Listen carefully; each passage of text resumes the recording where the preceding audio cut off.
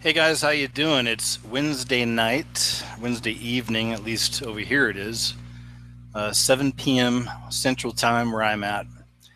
My name's KJ, KJ Osborne with a Z, and this is Catching Up with KJ, episode number 76. I'm super excited about this one. I hope you guys are. And thanks for being here. Thanks for listening. If you're listening later, thanks for caring. I guess you care. I appreciate it. Hope you've been having a good week and everything. It's been a good few weeks for me. I'm finally getting back again to putting more of my energy back into my YouTube and always on the website, but even more on my website as well. And I want to do more shows too. So I'm trying to pick up my work now. And my Facebook, I had a Facebook for about 7 years and it was maxed out at 5,000 people for as long as I can remember. But it got hacked several months ago and I lost all of that. So I jumped back to another Facebook account I have. It's under my name, KJ Osborne. And I started kind of fresh there. And I've got just over 1,000 people there now. But, here on the channel, we cover all kinds of subjects. We get into all kinds of stuff. And that's just a reflection of the way I see the world. I'm interested in a lot of things. I'm very curious about all kinds of subjects. But there's one subject that I've been looking back into again here lately, and that's the subject of narcissism. I'm fascinated by it. I've had some crazy experiences myself, but the other day I put up a message on my Facebook channel asking if anybody had some experiences with narcissists they might want to share, and I got a great feedback. So what we're going to do, this is an experiment, as often my Google Hangout shows are, but what we're going to do, give them the link right now to the show, and we're going to start getting some people coming in here that want to tell us their experiences. So I'm going to enter that now, and we'll see how it goes, okay? Because, again, it's on my Facebook. I've been putting messages up about this for the last few days, and I'm asking just the people who have, something to talk about, like an experience, if they could come on. I even tried to set up the best time for the people. So I'm not sure how many people we're going to get, but I'm hearing some people asking just people who have, something to talk about, like an experience. So there we go. So, hey, whoever this is, hi and welcome. It's Nels. I'm sorry to interrupt you. As soon as I got I was like, here it is. No, that's okay. No problem at all. I'm glad you're here. Did you click the link on Facebook? Mm-hmm. I did. Cool. So it works good. Okay, well, that's good. So we'll start getting some more people coming in here shortly, too. I was just saying hi to the chat room. Are you checking out the chat room right now yourself? Yes, I just muted it because I didn't want you to have any feedback. Oh, thanks. Yeah, I appreciate it. That's cool. So, yeah, what we'll do is I'll just kind of take them as they come. And, if you'd like, you and I can get started. First off, thanks for being a friend on Facebook, and thanks for, checking out the work. No problem. I've been a fan for a few years. I just kind of sit in the background a bit, and as the spiritual path has been so interesting, and it's always nice to see another perspective outside of the sleeping church, So at least I don't feel like I'm all crazy when I notice things, and there's someone else that notices it too. So outside of the sleeping church, So at least I don't feel. Okay. Hello. Oh, go ahead. Sorry, it was feedback. So I'll tell the story whenever you're ready. Yeah, no, but even kind of what you're talking about there, I was thinking about some of that recently because, a lot of what I talk about is being free from organized religion. But I always try to make sure I tell people, I'm not telling people just to run away from those communities either. I mean, if you're, yeah, right. You can be awake and aware and still be part of organized religion. But, there is something to be said for the community and for being around other believers. I recently had some friends come out and spend some time with them, and they're believers as well. And I'd mentioned this before. It's nice just to hold your friends' hands and pray together and things like that. It's nice, Exactly. And that's what God really wants from us. He doesn't want us to be isolated. He actually wants all of us to fellowship together. So like how you just said, there's nothing wrong with organized religion. Like I still attend church. One of my favorite people I like to follow is Michael Heiser. I was so excited when you had someone on that mentioned him because he still attends church. But Cool. That's good to hear. Hey, hi, Armando. How you doing, man? I'm going to mute you just for a second, okay? Until we're going to go right down the line. But Armando, thanks for joining us. I put you on mute for now. I just have to do that as the people come in so I can keep one person on at a time. But I'll get to you shortly. Same with narcissistic resistance. I think that might be my friend Ollie. Is that Ollie? Yeah, it's me. Can you hear me?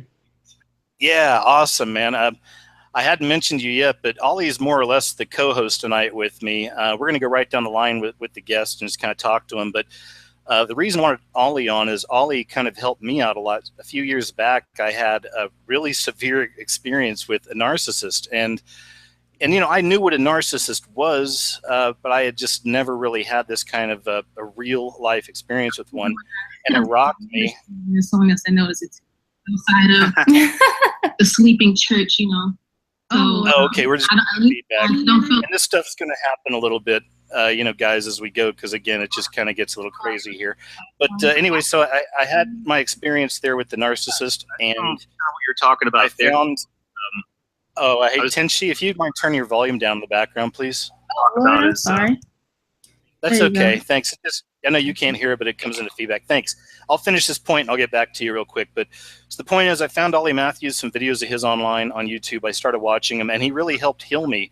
And this man has had some really intense experiences with narcissists in his own family. So, Ollie, welcome and thanks. And we'll get back around to you in a bit. Is that cool? Yeah, no worries, no worries. Thanks for asking me, KJ. I really appreciate it. Thanks for your work. So Tinchy, if you want to go ahead and get started on your story, go ahead and feel free to start up when you'd like. Yes. So, okay. So I'm originally from Oklahoma myself, but we moved around a lot. So I ended up in Memphis, and I got into professional singing and dancing, like the choreography that you will see, like background dances. Like I was dancing with Justin Timberlake for when he received that award for the Hall of Fame.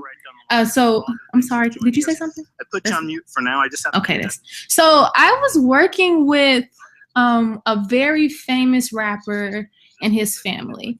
For some reason, that's the path God put me on.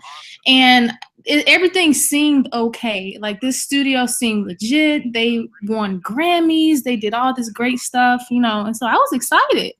And I knew them from through a mutual friend, and just because Justin Timberlake, if I say the rapper's name, everybody will know exactly who this. I'm a little nervous just to go. Oh wow! Well, first off, thanks for sharing. Thanks for sharing this much with us. And you know, yeah, I'm sure the people are going to want to know. If you feel like telling us, that'd be awesome. But I understand if not. So go ahead. Yeah, no, I've been waiting to tell this for a long time, honestly, just because they've done so much damage.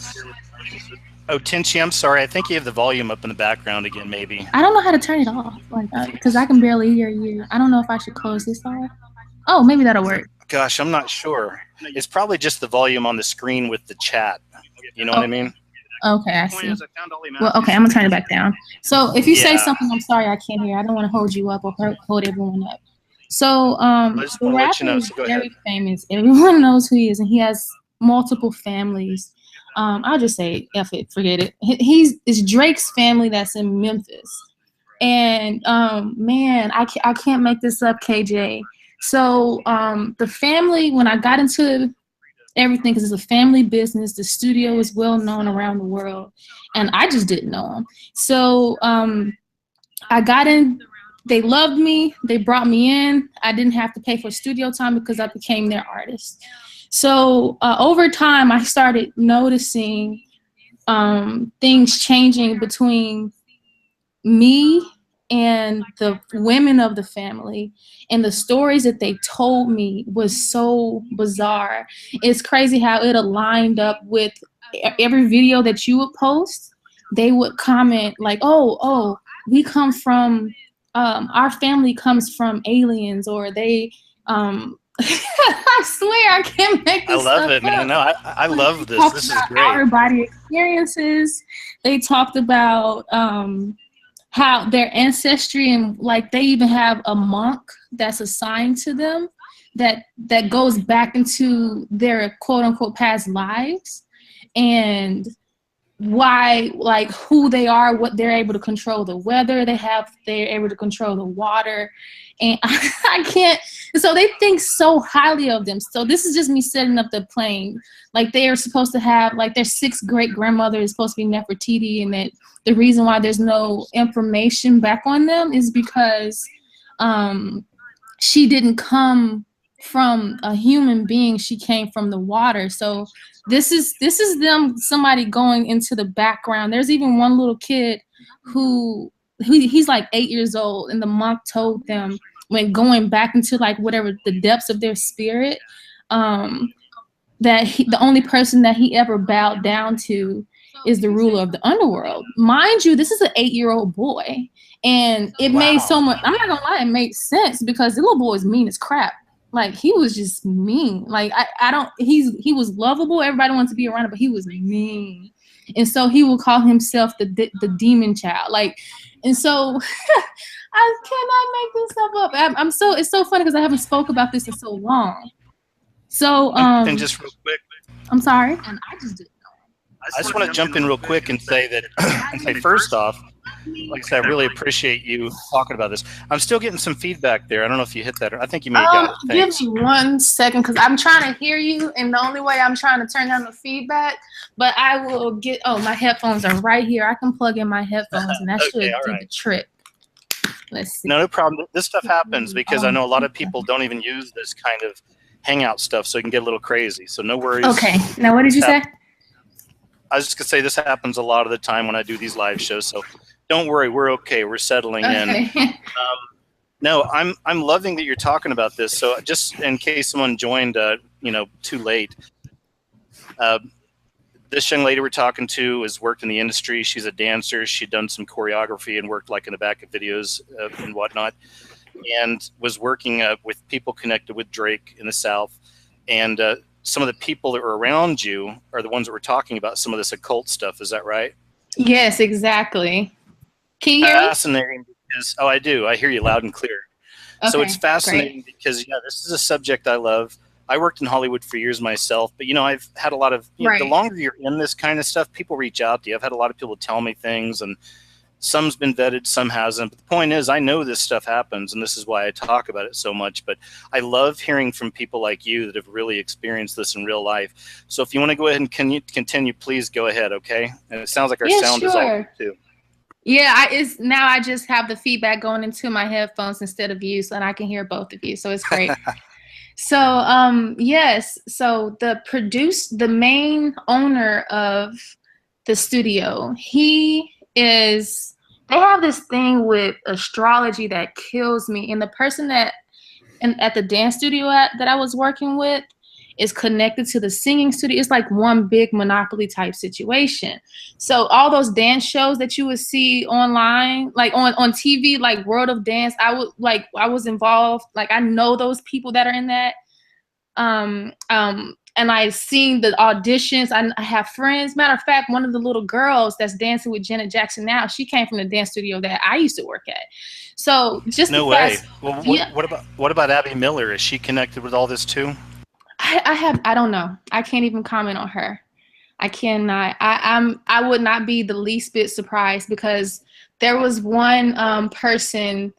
There's this thing called Monsters. There's a dance convention that's called Monsters, and if you see the symbol, it'll probably be very alarming to you. It happens in multiple cities throughout the entire year.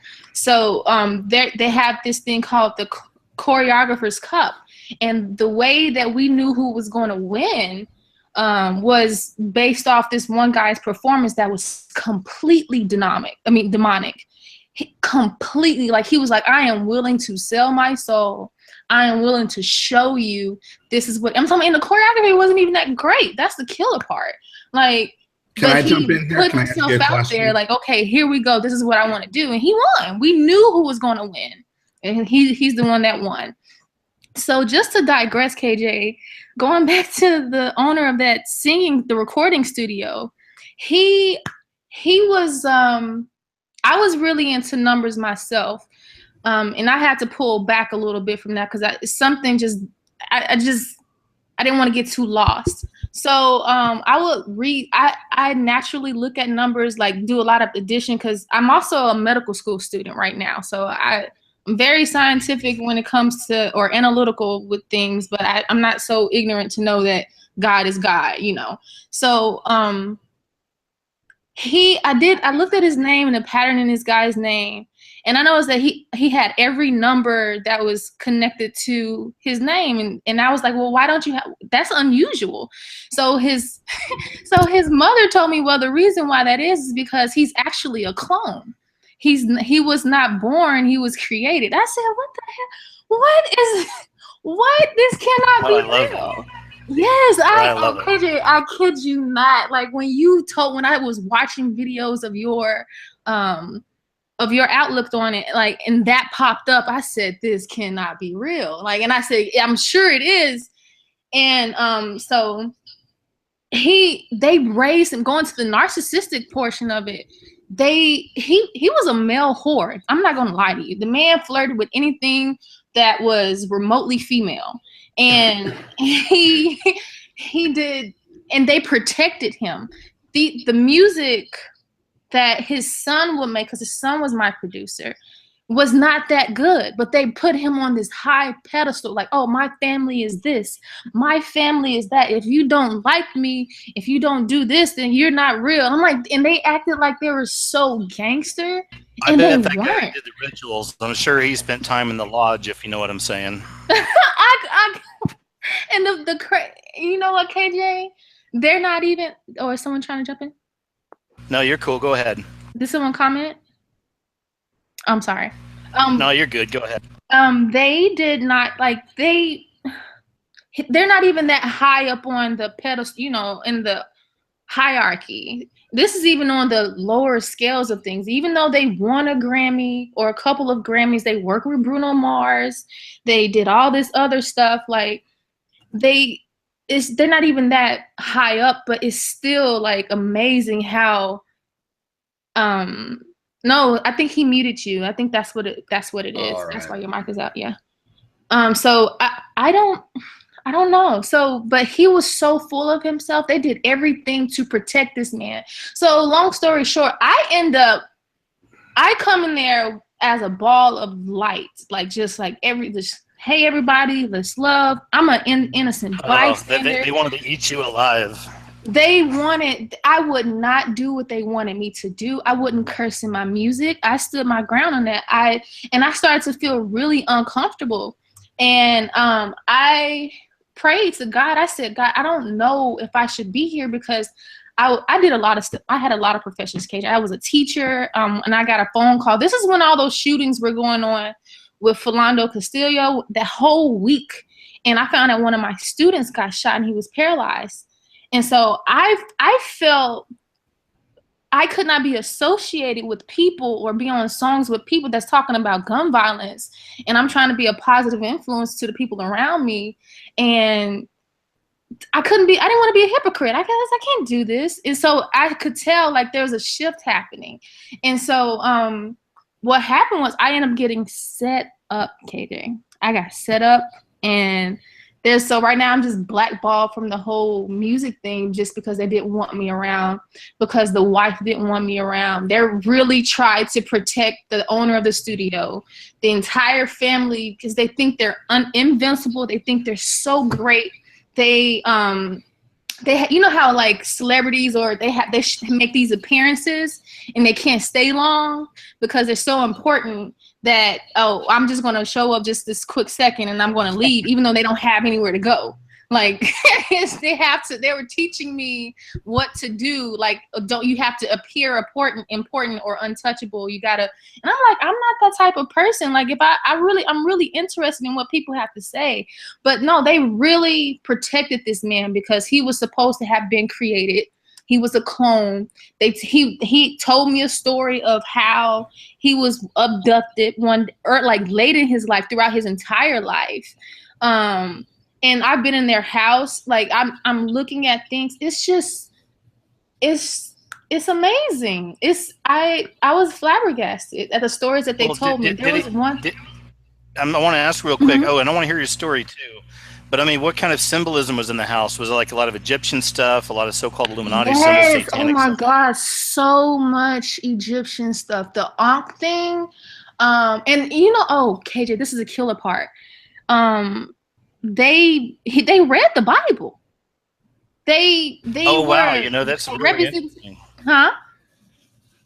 I'm sorry. I said that's really interesting. I said it's Yeah. really interesting because, and it makes sense because these people are the enemy. It sounds like they were, you know, they're not God's kids. Let's say They probably weren't. don't have Christ. But it's just like how we do on my channel and other people who are trying to raise, you know, consciousness or whatever about what's happening. That, you know, we have to go by their playbook. I just quoted some stuff from the Satanic Bible, or the website, Anton LaVey's website, in my last video. And it's not Yeah. because I follow that crap, but it's because it's good to know your enemy, the same way that sports teams learn each other's plays, Exactly. right? So Exactly. So there was just none of the women there really liked me. Like all the men there were either married or had a girlfriend, and I just went up there just to record my music. I'm in my own world, but you know how that goes. If the wife doesn't like you, you're out of here. And this woman, we talked all the time. She called me her daughter. Like they were all looking. I performed with these people. It's crazy how everything flipped. So, what happened? So one day, the girlfriend of my producer, she was the only person that was there that was actually interested in making her relationship with God stronger. So she was telling me a story one day about how her and her boyfriend at the time, because they're not together anymore, because he was very violent. He was very abusive, and he was so little. That's the funny part. Like, I was like, he's violent and small, like Napoleon syndrome. And so he, huh? no, Oh I was no, just I'm laughing. hearing Sorry, feedback there's a too. delay. Sorry.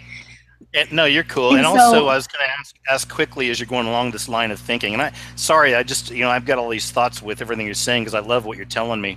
Did you ever see anything about the hip hop gay rituals or anything like that? So please yes, continue. yeah, they were anti-gay on the surface, but there was they had a cousin who was very rich and did all this stuff, but somebody told me through the grapevine that he was actually gay.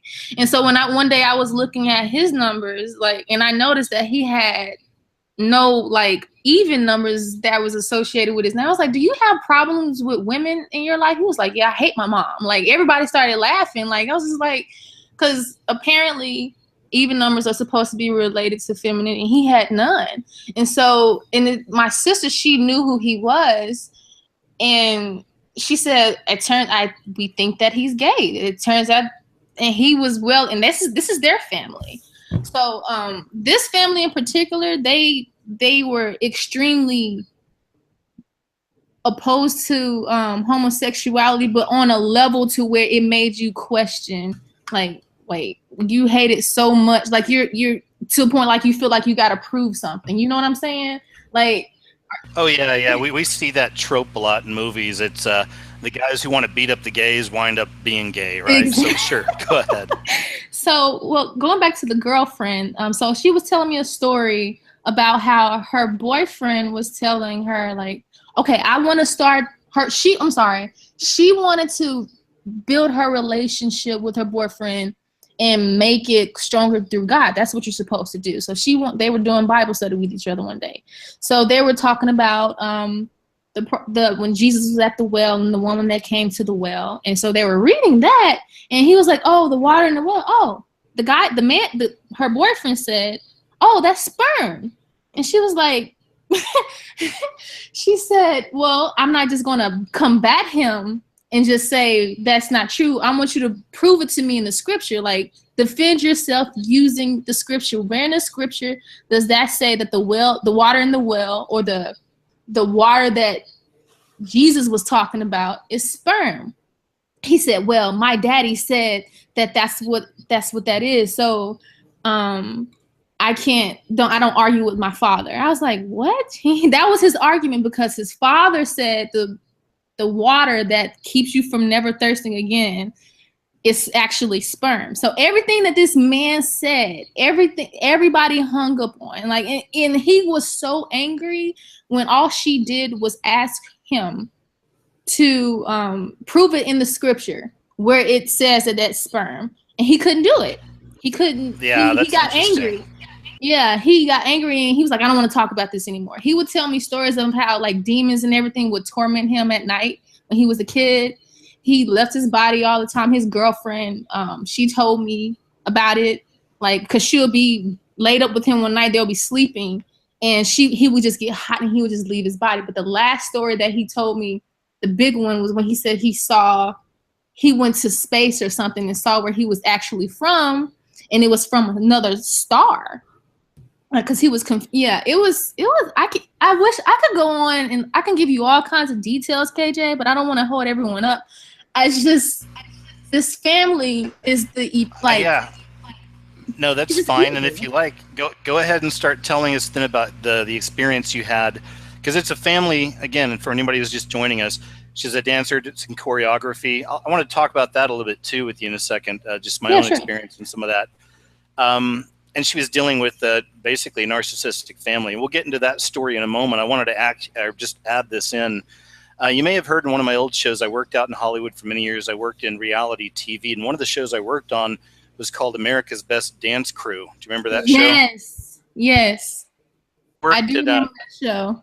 Yeah, it was crazy. It was really fun being there live and stuff and watching it. But so I worked from 9 at night to 9 in the morning, and I stayed in the same hotel that all the dancers stayed in, and they all had like their own, like a room together, right? So I was basically had to keep an eye on them. I was what they call a talent wrangler on a lot of different shows.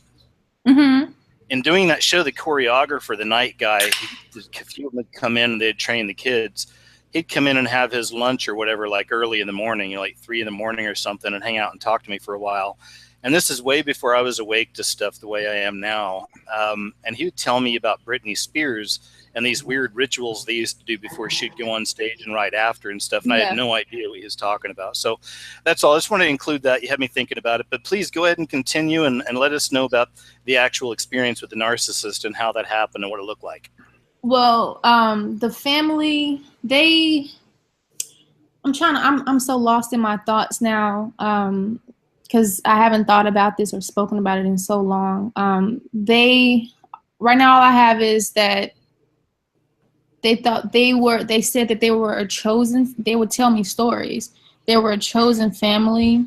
Is he laughing? I gotta jump in. I gotta jump in here, KJ, because I've go for it, man. Please go for it. I have heard this story on my own channel so many times over, whether it be actual celebrities, your typical Bible thumpers from whichever religion you want to choose, okay, or just your out and out prepper cults or regular cults or sex cults or religious cults. It's all based on the same thing. Yeah. Worship of them.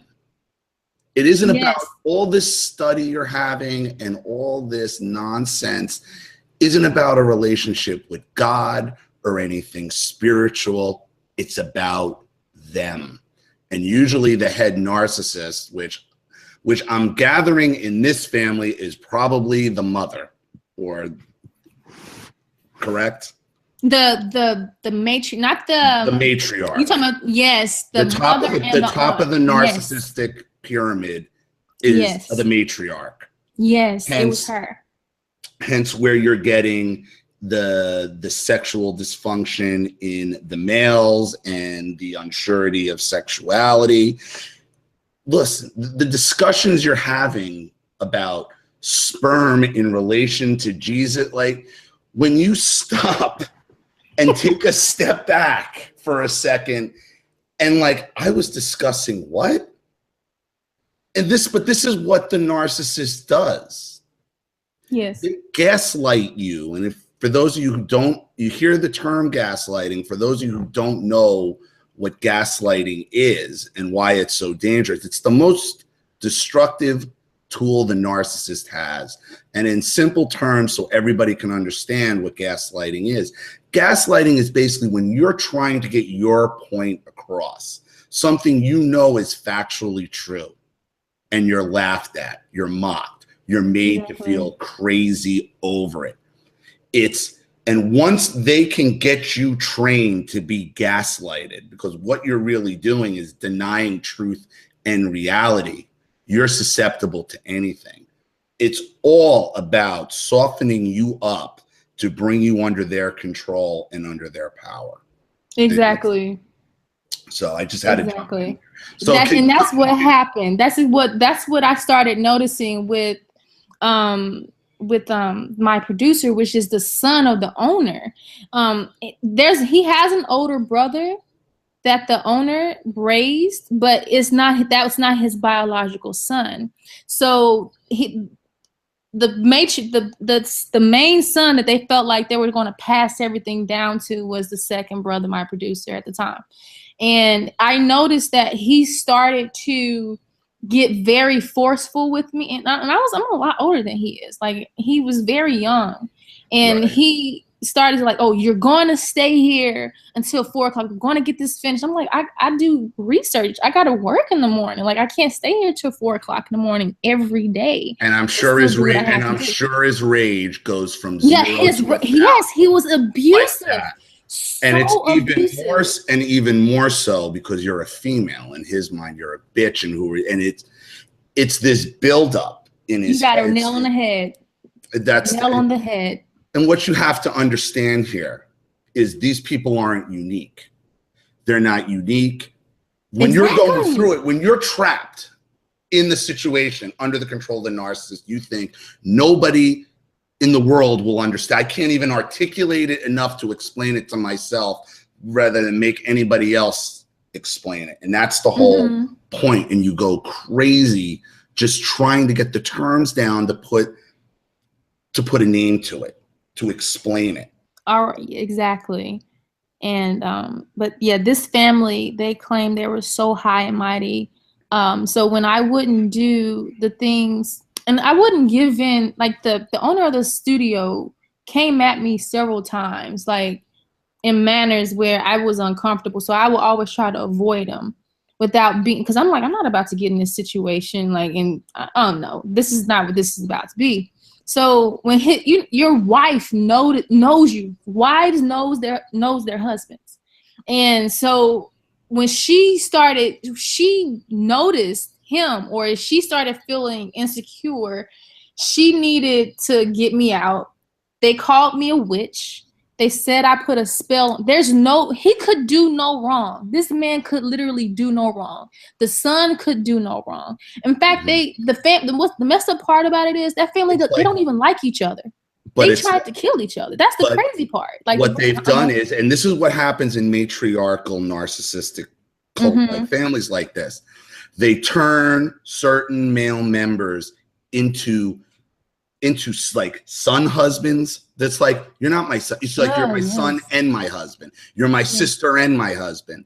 And the men become these unsure about their sexuality, fly off the handle at the drop of a dime. Okay, you challenge especially if you're a female, you challenge their authority, or you even question them. You get the worst vitriol to the point where you're physically scared for your safety. Exactly. And that's the day I spoke up against when I spoke up against my producer, when he came at me real sideways, that's when everything flipped. And he was ready to get her out of here. No matter how much music I've done, no matter how much I've helped these people and just been chill, like, okay, she's talking back to me, or she's not doing what I want her to do. She's not making the music that I want her to make. She doesn't like me the way I think she should like me.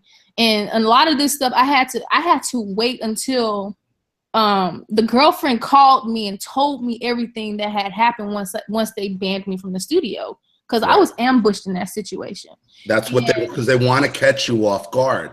It's a quick ambush, and it comes from multiple sources, and it's to catch you off guard so you won't fight back. And you're saying things like, everything I've done for these people, it's meaningless. You are nothing but a tool to be used by the Exactly. narcissist. You are not to fight, and you are not to fight back. You're not allowed to fight back. The rules that apply to them don't apply to you. What do you say mean? that? What do you mean you want to be treated fairly? You want the same. They don't even understand the concept of that, because they've already made themselves into a deity in their own minds and everybody's mind. If you want to play ball with them, you have to buy into this bullshit that they are some kind of deity, connected spiritually and on some level to demons and all this nonsense, and it's all nonsense. Exactly. To get you under oh control. My God, you're saying exactly how the whole framework was, the entire infrastructure, and everybody who they kicked out. And I noticed that because they had a brother, or it wasn't really their brother. There's the other part of the matriarchal situation. There's a sister. She's the aunt of the owner. So she had a son, but they kicked him out. And they would tell a story like, oh, he's crazy. Oh, he did this. Oh, he did that. And that turns out, and there's the word. It's crazy. The word, crazy. Exactly. And that's what they always try to do. Every narcissist tries to get you labeled as crazy. Why? Because once you're labeled as crazy, nobody has to listen to you. Exactly. It's the ultimate form of gaslighting. So what you guys may want to watch out for, because they have a TV show that they've been piloting coming out soon. I don't know if it's coming out, and I don't know when, but there may be a potential lawsuit because they put something out concerning him and his family, and they can't legally do that. So, and he's been putting all of his ducks in a row. The brother that they call crazy, and he's waiting. So you guys, I don't know the name of the show, but the stuff that they were telling me about it will reveal so much. And I kid you not, it will not be a waste of your time. Just because you will be able to see it. But he's been working on his stuff, and they don't even know what's coming towards them. There's a whole storm that's coming to wipe that entire ordeal out, that infrastructure. Whew. I'm just happy that I can even say this out, like just get this off of my chest, because and what the messed up part about it is, the dance studio owner that I was telling you about earlier, KJ, is that those were people that she grew up with. And this woman had been my dance teacher since I was like 10 years old. I'm 28 now. And she had a narcissistic streak to her as well, because everybody was either everyone was always out to get her. If you didn't do what she wanted you to do, there's something wrong with you. She was upset with me for even going to do business with this family, because that was the only singing studio that I knew about. She bought in to whatever they were saying because she's been waiting, and she would tell me everything because she's more into the choreography world than I am. She's the one who introduced it to me. Like, the whole dance industry is straight trash. I'm sorry. The whole thing. I watched it happen. I watched it. I watched her try to sell herself into it, and she couldn't get it in because she was blackballed from it. But she is right along with that family. Yeah, you're making me think about something here. I mean, I'm not proud to admit this, but I'll go ahead and put it out there. But it was a lazy Sunday afternoon, and this was probably a few months ago. And they ran a marathon on some channel of that Abby Lee Miller dance show. What's that called? Do you know what it's called again? Happily Miller Dance Show. No, I don't. The Abby Miller Dance reality show, and she's a dance teacher and teaches little kids how to dance. I don't know that one. That was probably before I really got back into dance. The point of that is that, so I watched several of them in a row because she's a real bombastic character. She's in prison right now for something. And maybe the people in the chat know the name of the show, but it's Abby Miller's Dance Academy. It's a reality show, and it's called. Yes, I know Abby Miller. Yes, I know her. That's okay. the one. Okay. So I was watching a bunch of those episodes, and even with just the way that they were overtly sexualizing the kids in these, and also some of the really creepy occultic dance numbers they would come up with, I mean, really had me even questioning, like, is this lady a witch? What does she know? And even if she's not, she's a pervert. I mean, the way that they treat these children in these dance things. And I'm sure that's kind of what you're getting at. You saw a lot of that as well. Oh, all the time, especially with working with the young boys. A lot of the young boys we would get, if they weren't like pop lockers, we didn't have a lot of those, that they were very feminized. There was a lot of stuff that I would not want my daughter to do, and I didn't have a place to speak out on it, but I had to go around, do the best that I can to go around it and choreograph things that were more age appropriate. So I had to kind of try to do my best to undo some of the things that they were exposed to. Like there's no limit, there's no boundary set in the dance industry when it comes to what music that they choose, the censorship, the dance style. The whole idea is for the more diverse you are, the more sellable into the industry you are. So whatever you can do to put you out there, that's what they train these kids to do. Like that's what we did at our studio. We train young kids, even though it wasn't so bad. You can tell, like, the whole purpose of her even training the kids was to send them off to LA, was to send them off to New York, you know, more specifically LA. And that's what she's done. And you can just see the transition and the mental toll that it is taking on them. It's a big mess, KJ. And I'm with you on that. Even with Abby, that lady is sick out of her mind. And you see now she's in prison, like you said. So yep. she's in I can't, my mind is racing so fast, I can't even get my words out. The stuff that I've seen, the people that I've talked to, I can't even get it out fast enough. So, but I just want to confirm. I actually saw that firsthand too, KJ, especially with the children and the dancing.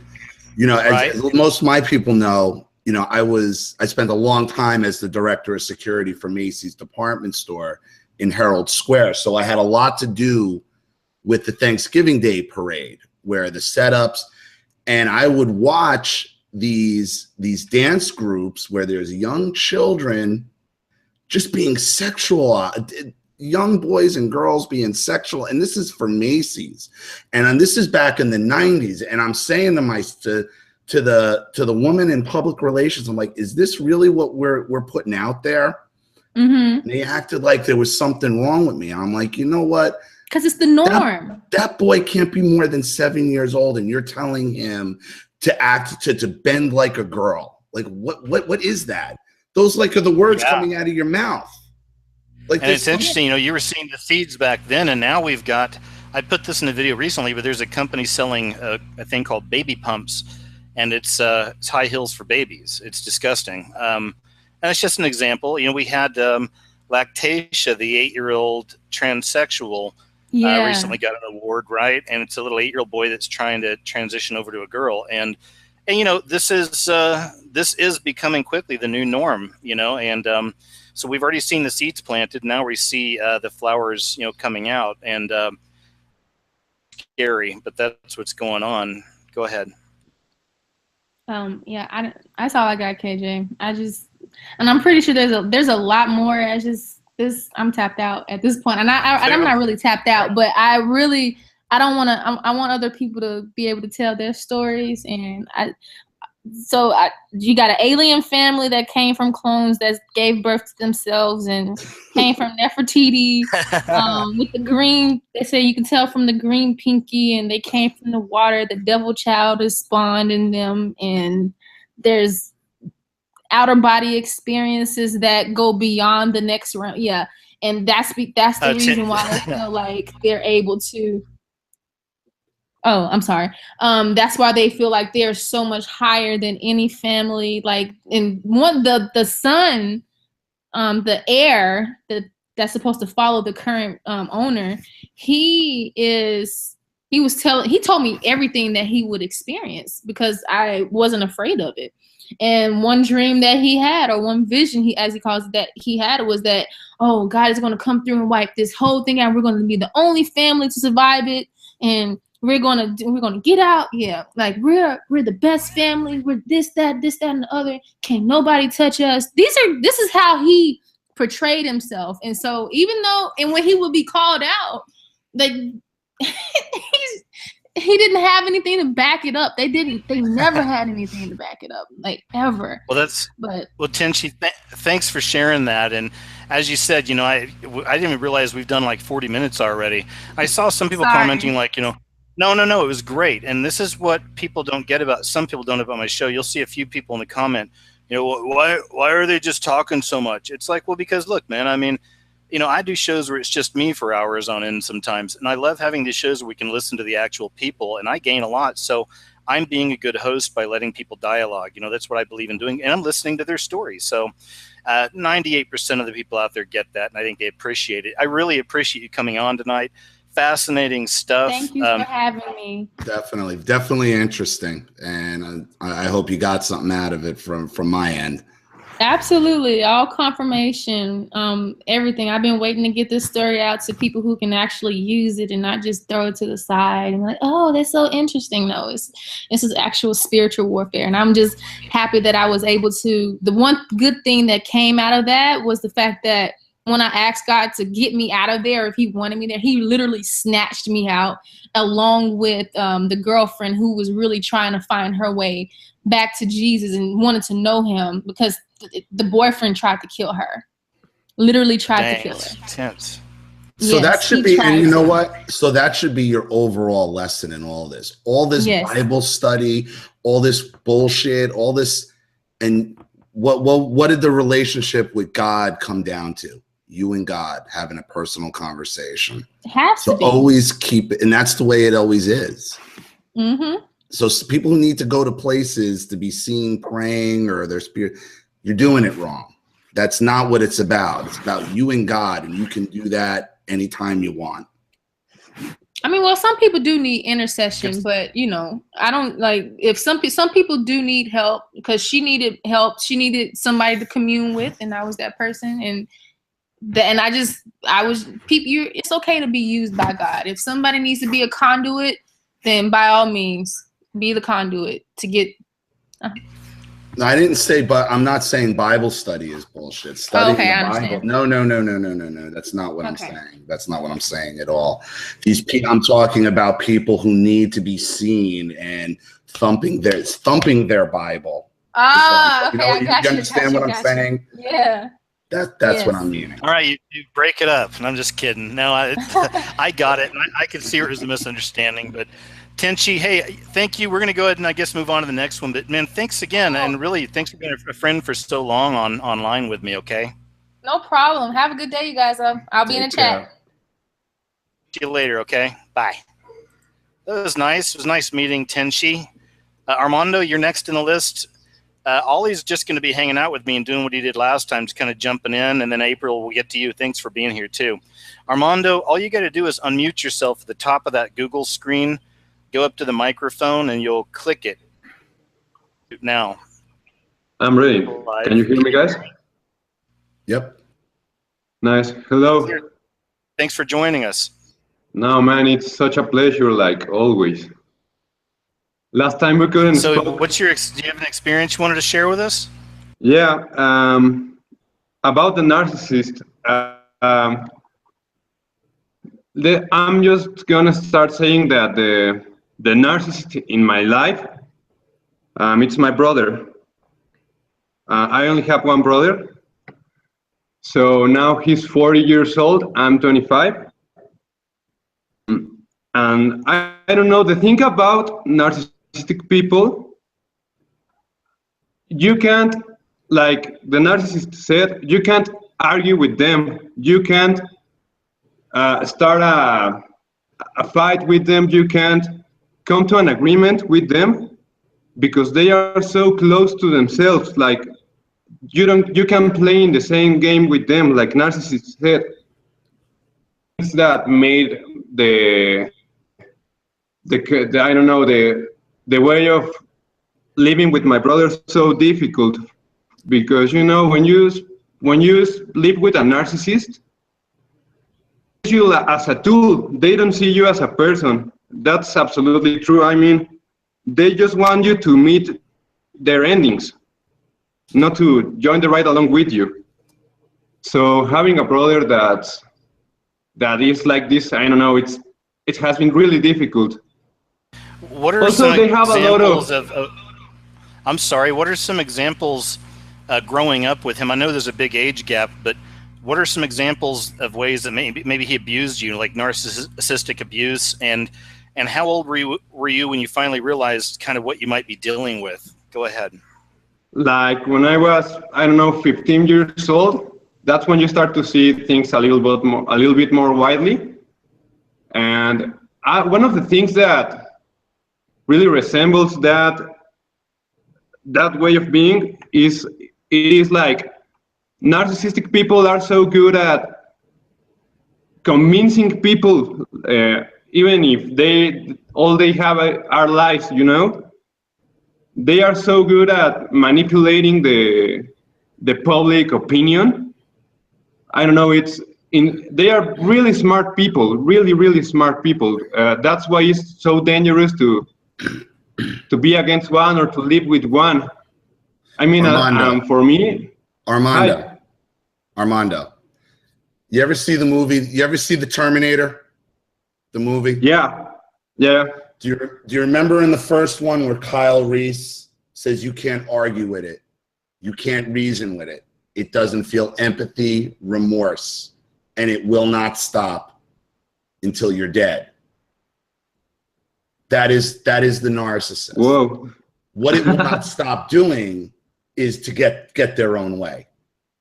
That is all the narcissist is programmed to do.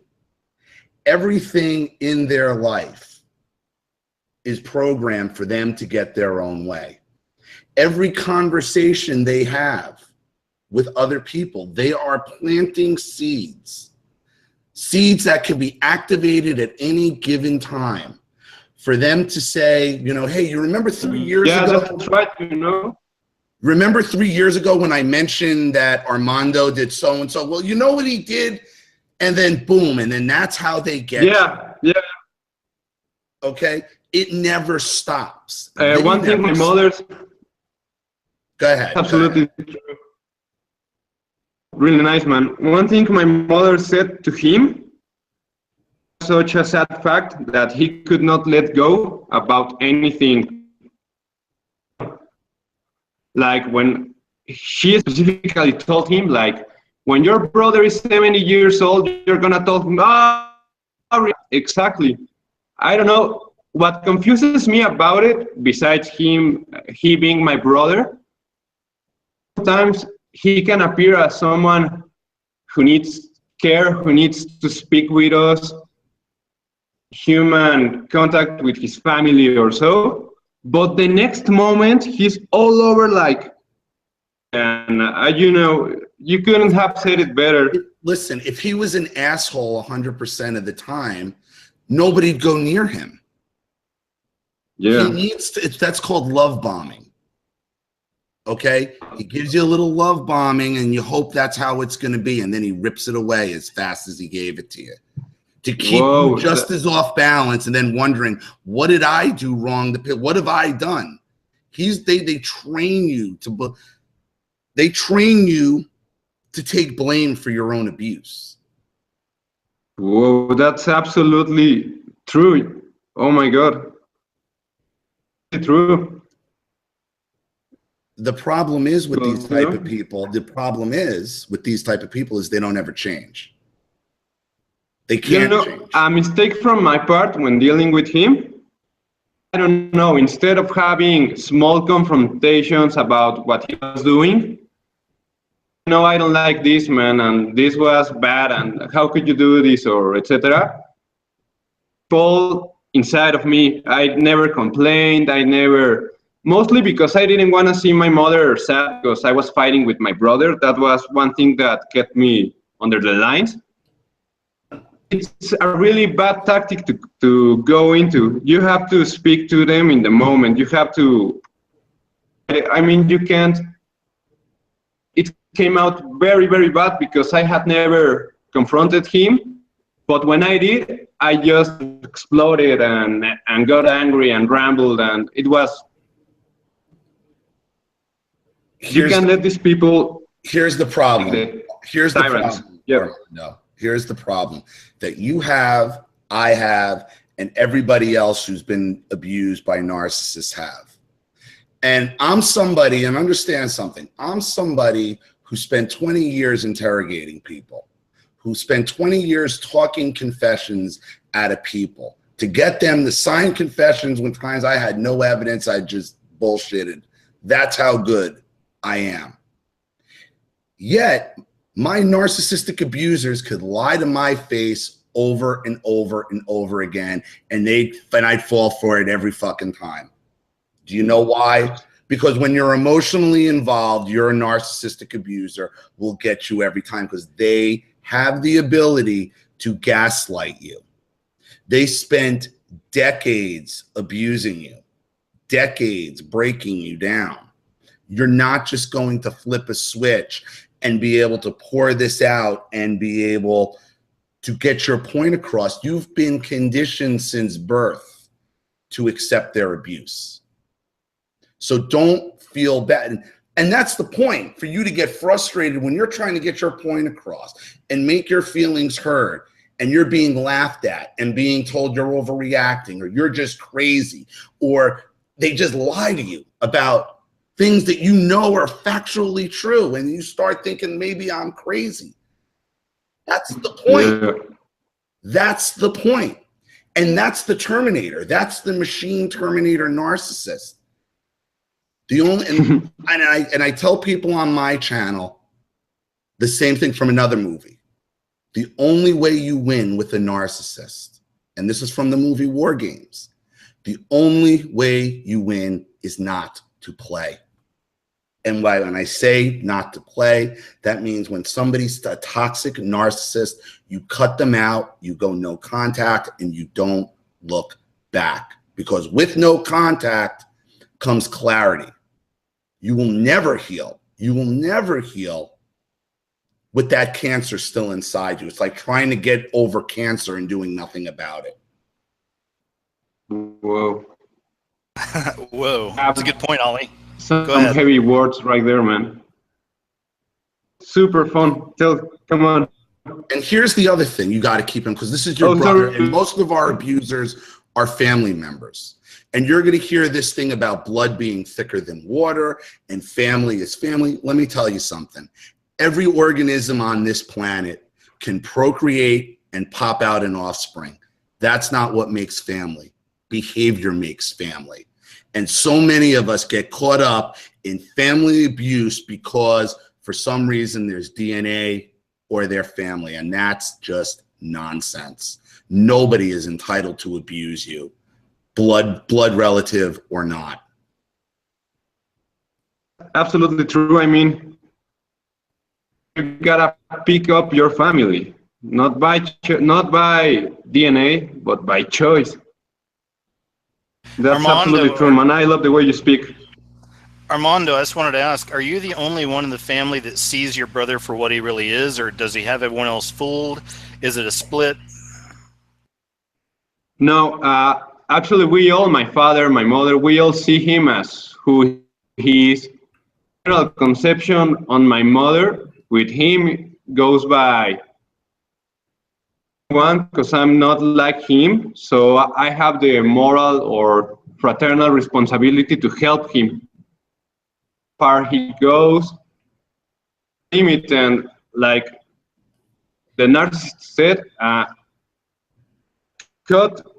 lose those people. You don't have to play with them in order to not fall for them. Are you still helping him now? In a way, I help him as much as he lets me. We don't have much contact these days. He turns out that narcissistic personality right about 10 minutes we have encountered each other. Very difficult to help him. But I know that since we fought, away from the house because he couldn't stand me one more day, no? He's living on his own, and at his 4 years, I understand it's kind of difficult to struggle if you haven't planned well alone or made a future plan, I don't know. But I somehow have the sensibility that he's just a little bit by being all by himself. Now to do everything for his son. There's no mother to make him food. I don't know. It's kind of hard to get to him. Sees him as he is. Well, is there anything else you wanted to add about this situation? And Ollie, if you wanted to maybe answer any of his questions or anything. Do you have any questions about the narcissistic mind? Again, Ollie's a really good resource. And like I said earlier in the beginning of the show, I met him through YouTube after I had a hardcore narcissist experience and started actually researching it. And I suddenly realized, wow, I've been around these kinds of people my whole life. I just didn't know what to call them. I knew to stay away from them, you know. So Ollie's a great resource because of his background. And at the end of the show, we'll talk just with Ollie. I want to welcome Kelly and also April. April, you'll be next, then we'll get to Kelly. So go ahead, man, please.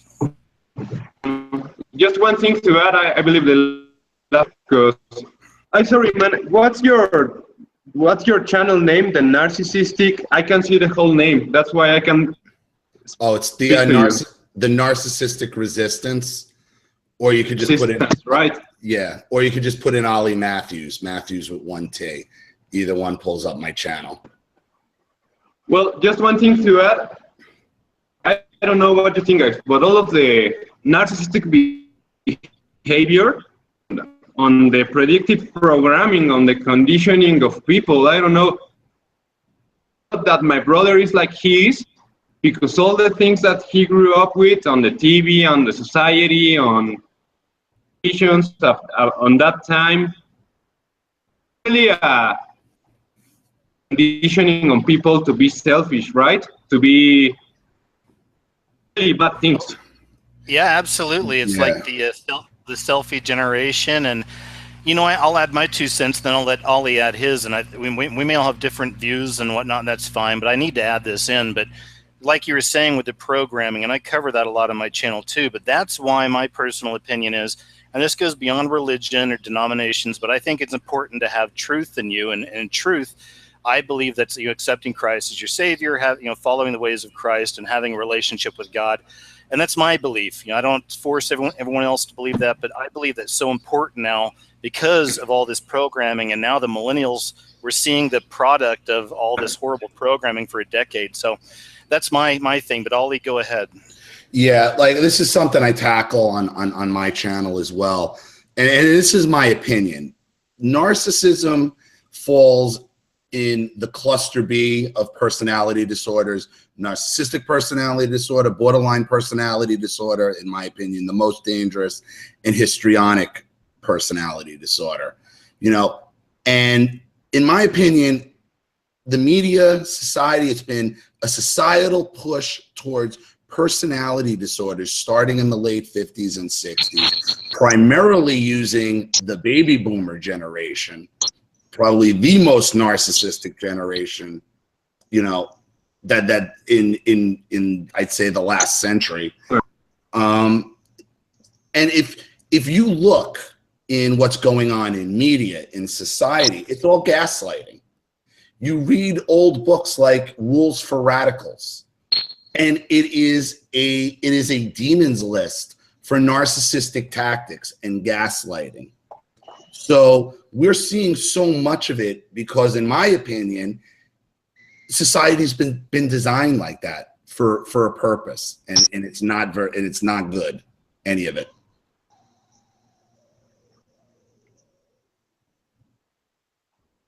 Cool, thanks, Ollie. So, man, did you want to add anything before you go? Any other questions or anything? No, man, and you guys really good. So you should go to the next person. But thank you all, and I mean, thank you, the Narcissistic Resistance. That was helpful talk, man. Sorry. glad it helped, man. Hey, Armando, thanks for joining us, man. It was a pleasure. We'll do it again sometime, okay? Have a good evening. Have a good one. Yeah. Have a good one, Armando. Thanks. Bye-bye. All right, man. It was nice talking to Armando, and thanks again, Ollie, for your input. Looks like April's up. Now, April has been a friend of mine on YouTube forever, so it's nice to chat with you. How you doing tonight? I'm doing well. Can you hear me? Yeah, loud and clear. Thanks. How's everything going? How's life? It's all right. Thanks for asking. Sure. So go ahead and tell us about your experience or anything else you wanted to talk about. Well, I guess I'm kind of a little nervous here, but anyways, Oh, don't be. And thank you for being a friend for so many years, by the way. I always see you on there, so thanks. But don't be nervous. We're just chatting, and we're not in a rush. You know, Kelly's next. We'll talk to Ollie. If someone else jumps in, maybe we'll talk with them for a while too. You know, we'll just kind of play it by ear. But go ahead. Thanks. Okay, well, I guess I'll talk about my daughter's father, who I met, I guess, around 12 years ago. And when we first met, it was just like a fairy tale. He just like wined and dined me. I mean, it was like something I never expected would ever happen. And it was just wonderful. And then after maybe a couple weeks, he like cracked or something. Something about him was just off. And I was trying to see the good in him, you know. I was trying to look past some things, and like I wasn't really tuned into my red flags really. But I'll tell you what, this guy, he totally like got me to tune into that. It's just like, I don't know, it's like a life-changing experience. But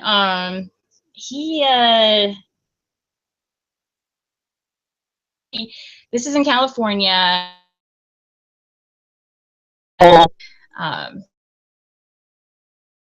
Marijuana industry. It was okay, you know, it was legal to buy. Oh, hey, April, you're cutting out just a little bit here and there. I just want to let you know, because I want to be able to hear you. But I think you had said that this guy you were dating worked for the marijuana industry or something, and that's where you started cutting out. So go ahead. Still kind of cutting out a little bit. We can't hear you. And you may just go ahead and check your plugs and check your your headphones or whatever. But there you go. You're back. Me? I'm hearing you a little bit. It just keeps going in and out now. I'm not sure. Just kind of check your stuff there. And that's okay. This happens. I mean, it happens. I've been doing these Hangouts for like almost 2 years, and I still have problems on my end sometimes. So hang tight, folks. We'll figure this out. This happens sometime. My last show didn't even start for the first 20 minutes. So this is what we deal with Google and these Hangouts. But yeah, I still can't hear you. Go ahead and try again if you like. Okay, I'm here. Okay. Oh, you can hear me? So he worked. Yeah, I can hear you now. Really good. So he worked for the marijuana industry, I think you said, and then it cut out. Go ahead. Oh, yeah. So I was pretty dumb to just like not really think about, getting myself involved. And next thing you know, I became pregnant. It was fairly quick too. And we decided to go ahead and have the baby. And then after that, things just turned really bad. I moved in with him, and he pretty much started like playing these mind games with me, and would just like totally like make me try to believe that the sky was green or whatever. And I just was trying to, make sense of it all, and trying to, I don't know, just trying to make things, run smoothly. And I guess I took it all upon myself to do that. And I could never please him. I could never do anything right. I felt like I was, like he was my dad or something. And I shouldn't have stayed with him. But then I was easily persuaded. And so anyways, there were a lot of times when I would have to get a weekly hotel and move all my stuff to this weekly hotel, call a cab and move all my stuff there. And then like he would show up at my work, a week later and, plead with me and tell me things are going to change. And I told him I didn't want to raise a baby with him working in this industry. And he promised me that he would sell his industry, his business, and just hoping that we could have a normal life. And so, of course, that didn't happen. And there was, like, for instance, there was this one time, I'll tell you, like, I'll give you an example of. Go ahead, and while you're going to give us the example, I'll catch up with anybody that may have just kind of jumped in. I just want to make sure we're on the same page. So you're with this guy for a few weeks. Everything was great. After a few weeks, you started seeing the mask drop and what he really was. But then around that time, conception, you got pregnant, and now basically you have a child with this narcissist. Is that kind of where we're at? Yeah, pretty much. So I fled. I left him behind. I had to. I had to make that tough decision to leave California, and I came back to my hometown of Atlanta to live with my mom, and that's where I had the child. And it turned out, like, a couple weeks later, after I had left him, our home was raided. So I felt like, yeah, I did the right thing. That was confirmation that I made the right choice. But of course, there's still, parts of me that are like, oh my God, what if I'm wrong? I shouldn't have, what about my daughter? She deserves to have a father. Maybe I'm wrong about him. I don't know.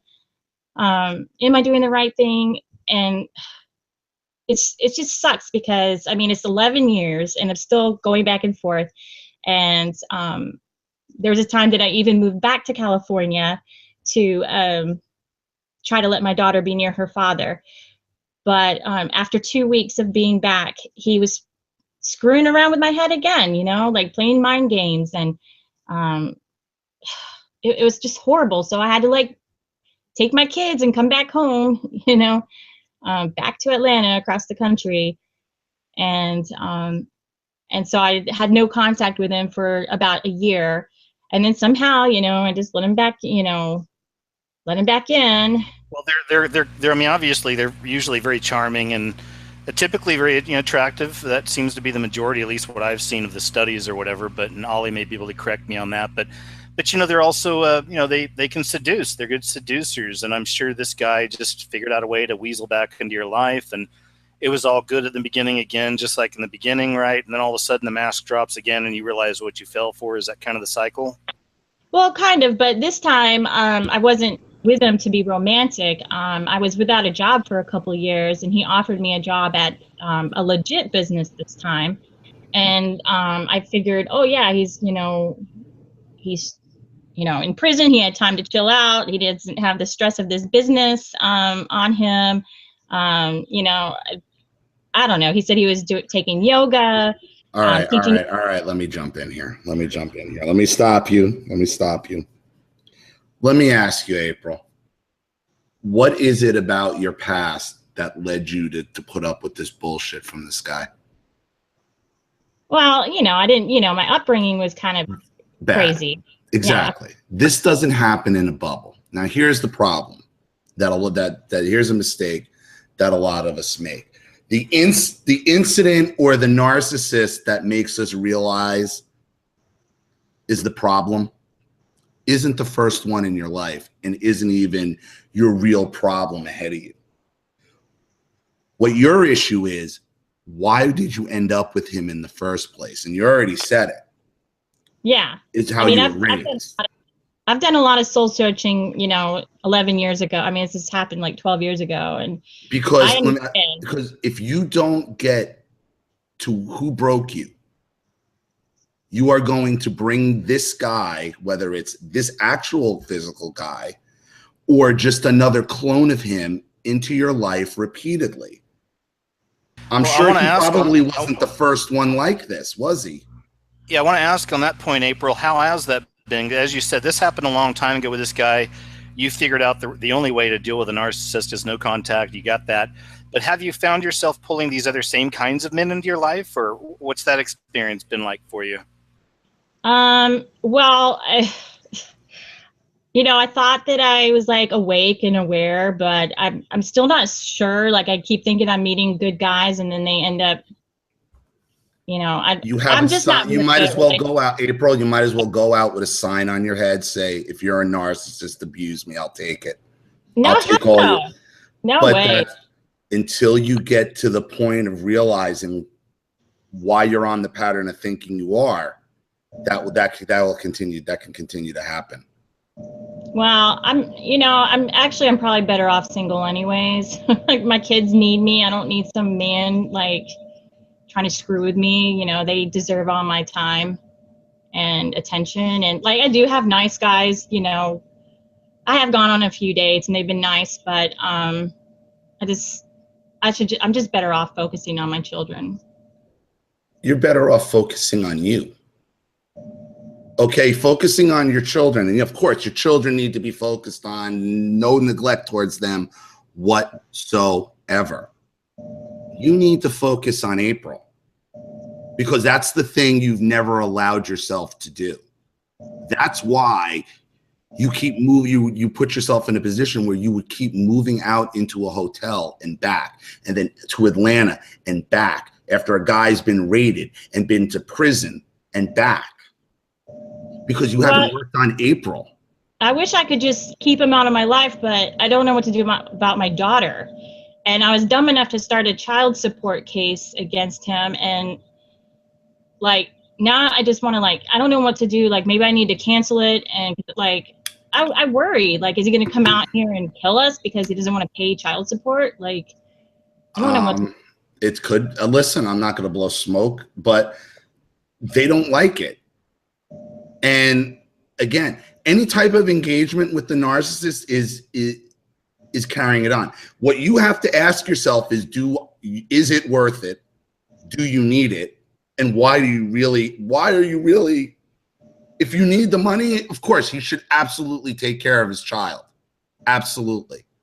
But if it's to the point where you're putting your child and yourself at risk, is it worth it? No, it's not. It's not. I mean, would you be better? Now, that's a question you have to, only you can answer. I'm not saying, oh, fuck that. I can't answer that for you. But if you're already telling me it, did you only file the support to maybe hope for in the future he'll change? Was that in the back of your mind somewhere? No, he's not going to change. I just need the freaking money. And I think my daughter deserves, because like right now I'm jobless. I'm living with my mom. Right. He deserves some freaking good sneakers or whatever, you know, and he can afford it. And you know, he should damn well pay for it. I agree. Man, that's a tough spot to be in. What would you tell her, Ollie? I mean, like she said, I mean, you know, thanks for sharing that. There's a lot. I mean, I told you guys I had my financial issues too, and we all have these experiences lately. For a lot of people, it's happening all across the nation, really the world. So thanks for sharing that. But you know, you're stuck, man. And that's, like you said, you've got your child, you're living with your mom. It's hard making money right now.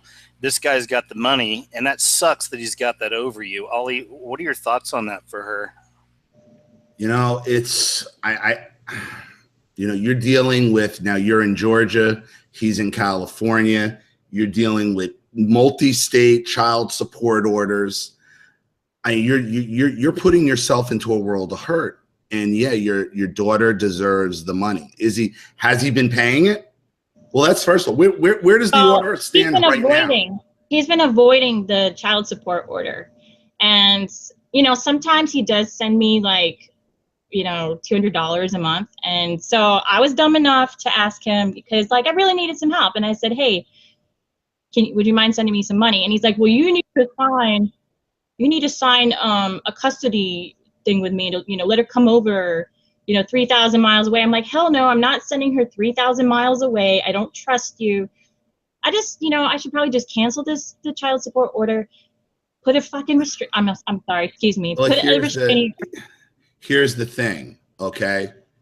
You can't say I'm going to deny you seeing your child. Like, you can't just, as the father, he has a right to see the child.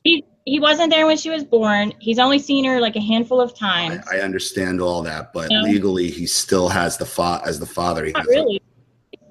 I have sole custody, you know.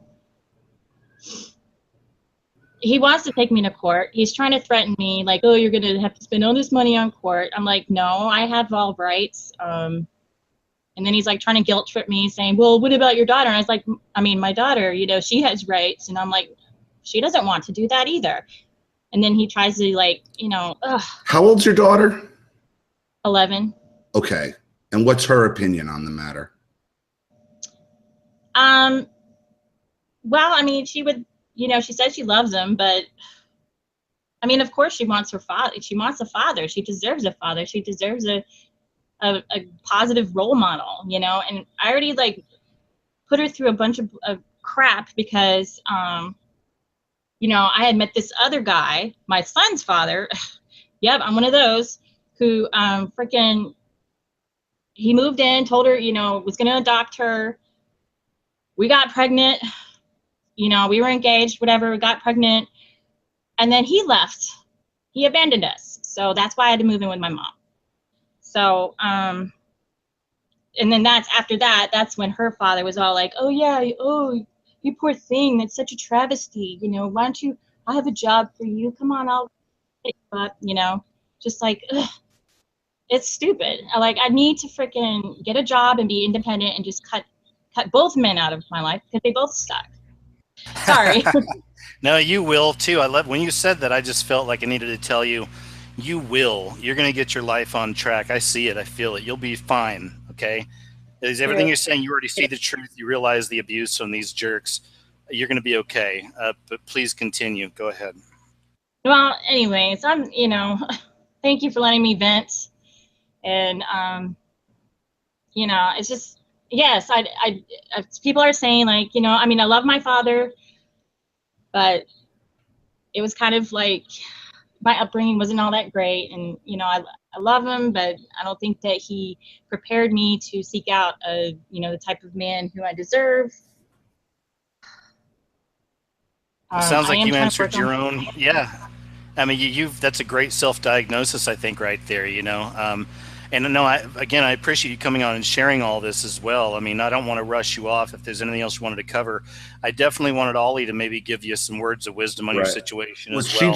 She just touched on what I was getting at with what started this all off, and it's her relationship with her dad. Yeah. That's what it is. I think, some of this is you projecting your own issues with your own father, and it's haunting you to this day. Yeah. It's haunting you to this day, and it's affecting your relationship with men, how you're up raising your own daughter. It's not good for you. Yeah. It's not. You have to go down this rabbit hole with your dad. And well, I mean, I already know it. I mean, what am I supposed to do? What am I supposed to do? I already know. Do you? I mean, what I tell people is you have to get to the moment you were broken. You have to understand that moment, because that's the moment it all started. That's the moment you started believing somehow you're the problem. And if you get back to that moment and you can understand what really happened, and you can remind yourself and realize you're not the problem, and you can start moving forward and having healthier relationships with yourself mostly, and then other people. But, you have to at least get understanding of your relationship with your dad, of why you feel about yourself the way you do, because a lot of this isn't, we all have this, is major self-confidence and major self-esteem issues. Okay, as fear of rejection, of being abused by the people we felt who were supposed to be the ones that guided us and be the ones that never hurt us. And it's just damaging, and it follows us for the rest of our lives until we can figure out, you know what, this was the moment this happened and you were wrong. And this is what really happened. And this is why I've made the decisions I've been making for however many years, however many decades, that it's not me. I already kind of came at him about that. It's not about coming at him. It's about understanding it for yourself. Yeah. Because most of the time the narcissist is never going to allocute, is never going to admit what they did. This understanding is for us. It's for you. It's for you to understand, not for them. They'll never understand. Well, thanks, Ollie. Thanks for that. And April, I hope some of that helped. Yeah, thanks. Yeah, thank you. Thanks for, appreciate it. No, hey, I really do. Like, I love doing these shows where I get to talk to the people and I get to hear your stories. And I know that all of these stories you guys are sharing tonight, it's going to help somebody out there, you know? So thank you again for sharing and more importantly, for being a friend so long on here. Yeah, and I hope I do help people.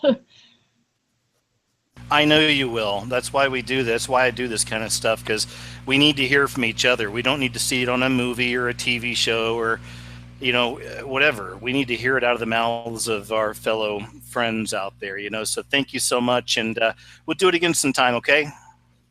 All right. Well, thank you. Much love. Take care, April. All right. See you. All right. Bye-bye. All right, man. Well, it was pleasant as well. I loved it. April's been a good friend for years on YouTube, man. And there's a lot of you out there. I've just known I see your names and your pictures and stuff. So thanks. So it looks like we got next on the line. I need to try to maybe unmute this young lady. This is Kelly. So Kelly, if you like, you can look at the top of the Google screen. You should be able to click your microphone and it'll unmute you. There, how's that? Yeah. That's 100%. Can you hear me? I hear you. You sound great. How are you tonight? I'm good. How are you? I'm great, man. I love doing this and talking to you guys. Thanks for deciding to come on here and share your experience tonight with everybody. And just thanks for joining. And I appreciate you. Oh, no problem. I enjoy being here. I'm a little nervous. I got stage fright all of a sudden. a lot of people say that, you know. No worries. At least, you know, you're off camera, which is good. And, you know, we're all just chilling here and chatting. If you look at the chat room while we're talking, you'll see I've got a great community there. And people are you know, they're cool and they're helpful and, you know, they're supportive. So please just feel free to relax, grab your favorite drink, whatever it takes, and just, you know, talk to us. Okay. All right. Well, my incident started 2 years ago. And it started with my son, who was 21 at the time, and his girlfriend, and they both had a drug addiction. She ended up overdosing and died, and he was held accountable, and he is sitting in prison today. After all that, me and her family were kind of on talking terms, not friends, but, you know, we got along. And even afterwards, they realized, you know, at first it appeared that they realized, you know, this was her own doing. And, you know, and they didn't blame my son. I knew they were both a part of this. They both made wrong decisions. And so, of course, child custody and who was going to get, you know, who was going to take them came into play. And from that point on, you know, we decided things got really ugly. It really did at that point, and their true colors came out. And so we were going to have to fight for them in court because we knew what their family was like. And we knew from past stories that they weren't very, I don't think they were good enough to be raising a child, much less taking care of their own children. So we were dealing with So you were dealing with a family of narcissists, it sounds like? A whole family. So we were dealing with child custody court and my son's court. And this is all at the same time. And they turned on us just like that. And, you know, to our face, they would lie to us. They loved us. They cared about us, this and that. They knew, you know, that it wasn't my son's fault. You know, and they wanted me to sign a false document to present to the court for the child custody to where we could share custody. But it's kind of hard to explain. The one that I was supposedly going to share custody with was her mother, but she was not going to have him. Her daughter was going to have him. And it just became very confusing. I know this is confusing to people listening in, but that's just their mindset. That's how they were. No, it's okay. I mean, you know, and if anybody is just joining, you know, Kelly's telling us her experience about custody of a child, and it was her family basically battling a family of narcissists. How long did it take you to see their masks drop? I mean, I'm guessing in the beginning you thought they were just lovely people, right? They were very lovely. Too lovely. That's how It you took, pull you in. yeah, within a couple of months, about the time they wanted me to sign the false document and I refused to. That's when things got really ugly. Their mask dropped. They were just lying to our face. They would lie to the judge, this and that. It got to a point. Have they launched any attacks on you or anything? As a physical attacks, yes. Mental attacks. Physical, online harassment. I mean, anything like that. The Who knows online, what these people are capable of, right? But go ahead. the online harassment was nonstop, and they would do it through my son's Facebook account because I didn't have access to my account, because I blocked every one of them, but they would do it through his. And I mean, just it got really ugly. It was, you know, them turning up people against us,